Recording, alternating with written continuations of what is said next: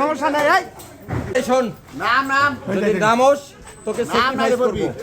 নামলে স্যাক্রিফাইস করব, কথা দিছি।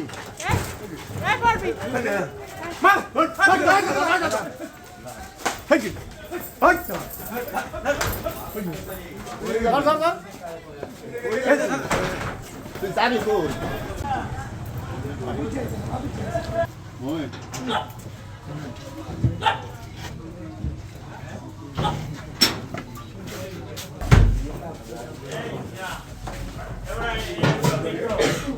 শব্দ হয়েছে শব্দ হয়েছে তো এন্দাই এই যে এটা খুলতে রেডি থাকবো 100 করে 100 12টা প্যাকেট সাবালা মাছ। ওটা হলো গাজর। এটা কি?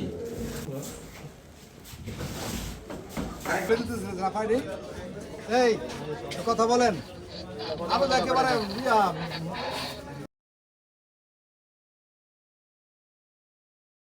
যে কোনো উপায়ে এই রূপগঞ্জ এলাকাকে মাদকমুক্ত করতে হবে। তো এরই ধারাবাহিকতায় বিগত 3 দিন থেকে আমরা টানা অভিযান পরিচালনা করছি রূপগঞ্জের বিভিন্ন এলাকায়, এবং এরই ধারাবাহিকতায় আমরা আজকে চনপাড়া পুনর্বাসন কেন্দ্র, যে এলাকাটি পুরো বাংলাদেশের মধ্যে মাদকের জন্য অত্যন্ত কুখ্যাত এলাকা হিসেবে পরিচিত, এবং আমরা এখানে আসার আগে শুনেছি যে এই এলাকায় আগে ফেরিতে করে অলিতে গলিতে ইভেন শিশু বাচ্চারা পর্যন্ত মাদক বিক্রি করতো।